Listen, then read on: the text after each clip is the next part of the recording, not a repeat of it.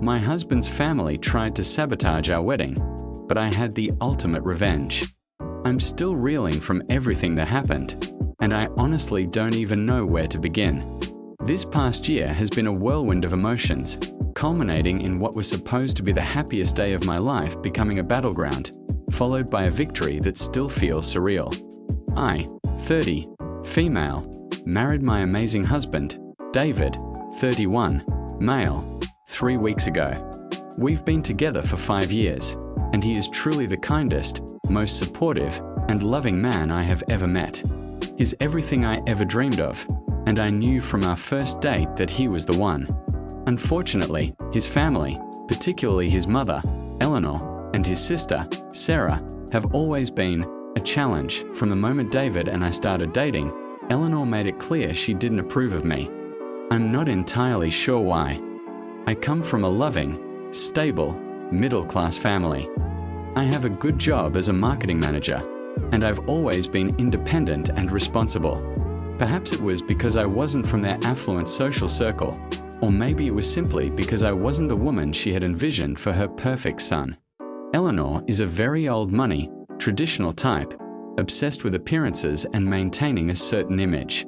Sarah, David's older sister, 34, female, is cut from the same cloth, though perhaps even more outwardly snobbish and condescending.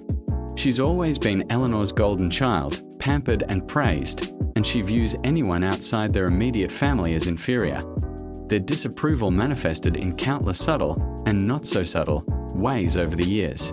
During family dinners, Eleanor would frequently ask David about his other friends, implying I wasn't good enough. Sarah would make passive-aggressive comments about my fashion choices or my career, always with a saccharine smile that just made my blood boil. David, bless his heart, always stood up for me, but it was clear their constant undermining took a toll on him too.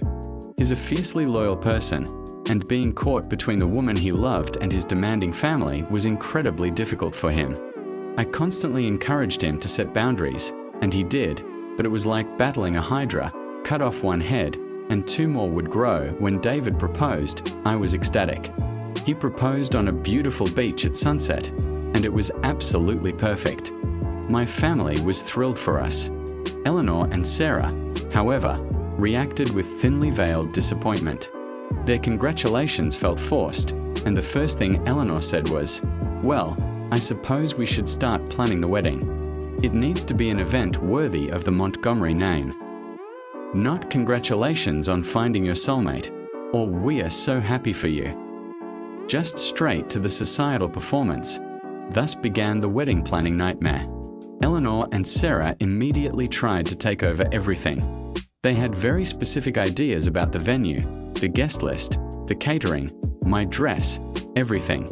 Their vision was a lavish, stuffy affair designed to impress their elite friends, completely ignoring David's and my desire for a more intimate, joyful celebration.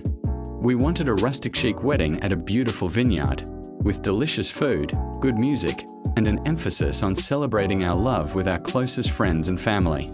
They wanted a grand ballroom, a sit-down dinner for 300 of their associates, and a string quartet playing classical music that I tried to compromise.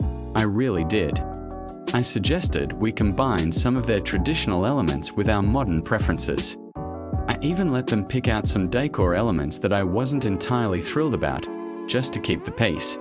But it was never enough. Every decision became a power struggle. Eleanor would call me daily with suggestions that were really demands.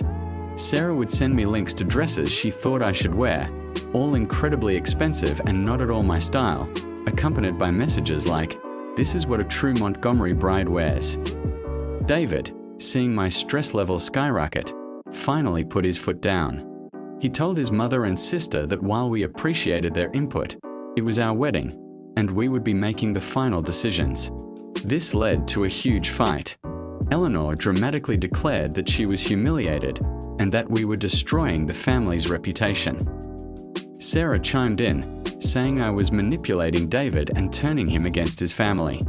It was all very theatrical and emotionally manipulative, designed to make David feel guilty. For a moment, I thought he might cave, but he held firm. He even told them that if they couldn't be supportive, They didn't need to be involved in the planning at all. This created a tense stalemate. For a few weeks, they backed off slightly, but it was a quiet, seething kind of resentment. I knew they were plotting something. I could feel it in the air. My intuition told me to be wary, and unfortunately, my intuition was correct. About 3 months before the wedding, the real sabotage began. It started subtly. Our caterer suddenly became unavailable for our date, claiming a double booking, even though we had a signed contract. We managed to find a new one, but it was stressful. Then, our first choice photographer informed us they had received an anonymous negative review that made them reconsider working with us, though they couldn't provide details. We had to scramble for another photographer. These incidents, while annoying, weren't overtly traceable to Eleanor and Sarah, but they felt too coincidental. The truly infuriating part began with the guest list. We had painstakingly created a guest list of about 150 people, primarily our closest friends and family. Eleanor and Sarah, without our knowledge or permission, started sending out their own save-the-date cards to their extensive network of acquaintances, people neither David nor I had ever met or barely knew. We found out when David's old college roommate called him, confused about why he received 2 different save-the-date cards, one from us and one from Eleanor, with different RSVP information. When David confronted Eleanor, she feigned innocence, saying, "Oh, darling, I was just trying to help. So many people wanted to celebrate with you too, and I simply didn't want anyone to feel left out." Sarah, of course, defended her mother, saying we were being ungrateful. We immediately sent out a message to our actual guest list, clarifying the correct details and apologizing for any confusion. This was a nightmare of damage control, and it deeply embarrassed David. He finally told his mother and sister that they were officially banned from having any further involvement in the wedding planning, and if they continued to interfere, they wouldn't be invited to the wedding at all. This was a massive step for David, and I was incredibly proud of him for standing up to them so firmly. For a brief period, things were calm. Too calm. I suspected they were just regrouping. My suspicion was confirmed a month before the wedding when I received an anonymous email. The email contained screenshots of a private group chat between Eleanor, Sarah, and a few other of Eleanor's closest friends. In the chat, they were openly discussing their plans to disrupt our wedding. They talk about things like accidentally spilling wine on my dress, forgetting to bring the rings, switching out the wedding cake for one they preferred, and even hiring actors to cause a scene during the ceremony. The email also included a screenshot of Sarah contacting our original caterer and photographer, offering them a hefty sum of money to cancel on us. It was clear proof of their deliberate sabotage that I was furious, heartbroken, and utterly disgusted. This wasn't just petty meddling. This was malicious and cruel. My initial reaction was to call off the wedding, to just elope, to avoid the drama entirely.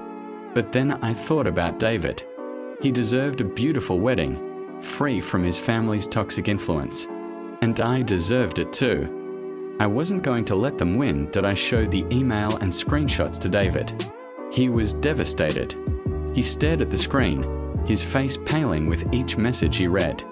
It was one thing to know his family was difficult.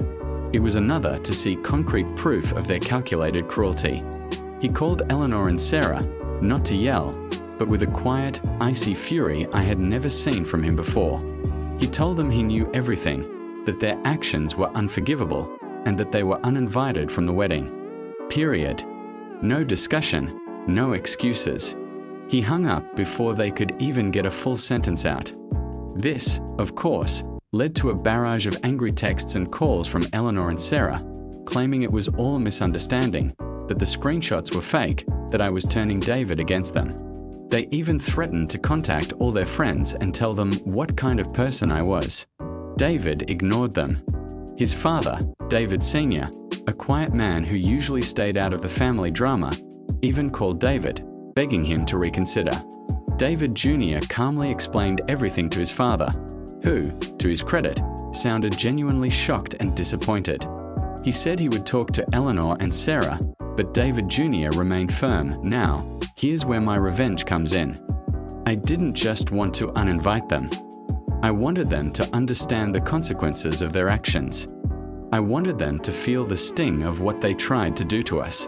So, I came up with a plan, and David, bless his heart, fully supported it. We had already paid for the wedding in full, including Eleanor and Sarah spots. We weren't going to get a refund for their specific plates, but we weren't just going to let those seats go to waste. We had a few friends who had RSVP'd that they couldn't make it due to last-minute commitments. I reached out to them and explained the situation, asking if they would be willing to attend after all, as stand-ins. They were more than happy to help. The real kicker was the seating chart and the family photos. Eleanor and Sarah expected to be prominently featured, of course. David and I decided to create a very public, very visible absence. Instead of their names at the main family table, we put reserved for guests who truly support our union. And for the family photos, David's beloved Aunt Carol, who had always been a wonderful, supportive figure to him, stood in Eleanor's place. David's cousin, who I had grown very close to, took Sarah's spot. We even made sure to take extra photos with my family, highlighting the warmth and joy they brought to our day. The wedding day itself was absolutely magical. The vineyard was stunning, the weather was perfect, the food was delicious, and the music kept everyone dancing. Our friends and family created an atmosphere of pure love and happiness. There wasn't a hint of drama or tension. Everyone we cared about was there, celebrating with us, genuinely happy for us. It was everything we had dreamed of, and more. During the reception, David's Aunt Carol pulled me aside, beaming. She told me that Eleanor and Sarah had apparently been calling various guests all day, trying to find out what was happening, utterly scandalized that they had been uninvited. They had even shown up at the vineyard gate, demanding entry, only to be politely but firmly turned away by security, who we had forewarned. Aunt Carol said they were furious, making a scene outside before finally leaving in a huff. The knowledge that they were watching from afar, unable to disrupt our joy, only made the day sweeter. The next day, David and I were on our honeymoon, enjoying the peace and quiet, when David received a text from his father. David Sr. had apparently heard all about Eleanor and Sarah's attempts to crash the wedding and their subsequent public outburst. He expressed his profound embarrassment and apologized for their behavior. He also mentioned that several of Eleanor and Sarah's friends had been gossiping about the incident, finding their actions incredibly tacky and childish. It seemed their carefully curated image was finally cracking. But the true icing on the cake came a week after we returned from our honeymoon. David Sr. called David and asked to meet. We met him for coffee, and he looked incredibly tired and stressed. He explained that since the wedding, Eleanor and Sarah had been unbearable.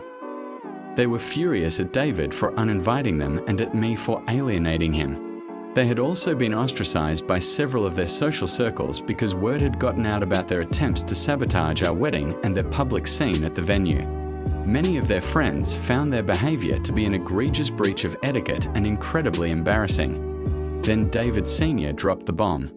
He told David that he had decided to step down from the family business, which he owned outright, and that he was making David Jr. the new CEO. He had originally planned to share the ownership between David and Sarah, but after everything that happened, he couldn't trust Sarah with the responsibility. He said he had seen David's strength and integrity throughout the wedding drama, and he knew David would be a fair and ethical leader. Sarah, who had always expected to inherit a significant portion of the business, was being given a much smaller, non-leadership role, a mere fraction of what she had anticipated. David Sr. also stated that he was revising his will to reflect David's new role and to ensure that David had full control over the family's assets, effectively cutting Eleanor and Sarah out of any significant inheritance beyond a small trust fund for basic living expenses. He said he wanted to send a clear message that such toxic behavior would not be tolerated and that he was prioritizing the integrity of the family name and business over his wife and daughter's entitled demands. David was stunned. I was speechless. This was a massive shift in the family dynamics and a complete reversal of Eleanor and Sarah's long-held expectations. Sarah had always prided herself on being the smart one, the business-savvy one, even though she had little actual experience. She had always assumed she would take over the family business. and Eleanor had always reveled in the thought of her daughter being at the helm. We later found out the aftermath was spectacular. Sarah apparently threw an epic tantrum, screaming at her father and David, accusing me of manipulating everyone. Eleanor was equally outraged, calling David Sr. a traitor and threatening divorce. But David Sr., for the first time in his life, stood firm. He told them that their own actions had led to these consequences, and that if they couldn't accept it, they were welcome to leave. David is now settling into his new role and is doing an incredible job. He's bringing a fresh perspective and a more ethical approach to the business, and the employees are thrilled. Eleanor and Sarah are, predictably, still fuming. They refuse to speak to me, and their interactions with David are strained and filled with thinly veiled resentment. But honestly, I don't care. Our wedding was beautiful, a true celebration of love, surrounded by people who genuinely cared for us. We got our happily ever after, and David's family finally faced the consequences of their years of toxic behavior. It's a bittersweet victory for David, as it involves a rift with his family, but it's a victory nonetheless. And for me, it's the ultimate revenge against the women who tried to ruin my wedding and destroy my relationship. We are finally free from their manipulation and drama, and our future is brighter than ever.